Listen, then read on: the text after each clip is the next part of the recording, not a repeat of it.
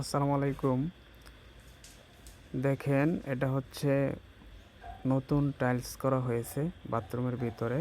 তো ভাইকে আমি পরামর্শ দিয়েছিলাম যে ভাই, যেহেতু টাইলস করাবেন নতুন, ওয়ারিংটা অনেক আগের করানো, অ্যানালগ জিআই মাল দিয়ে।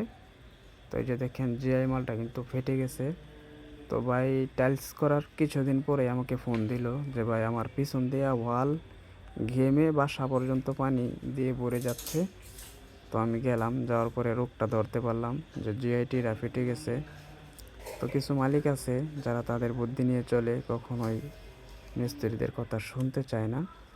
তো এই যে পরবর্তী আমি জিআইটিটা চেঞ্জ করে সিপিবিসি দিয়ে এখানে এই সিস্টেমে গাম দিয়ে লাগিয়ে দিছি।